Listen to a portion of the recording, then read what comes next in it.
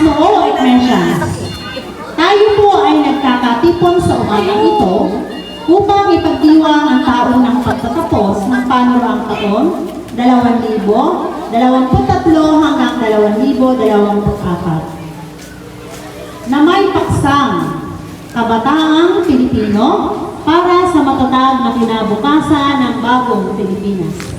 Isang mapagpala at makabuluhang araw sa inyong lahat. Ngayon ay ating idaraos ang pag-angat mula sa panimulang baitang ng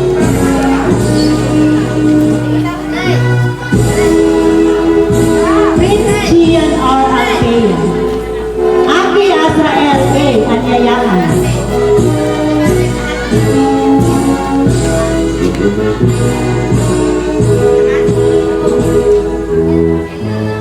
Luke Marco F. Bilaro,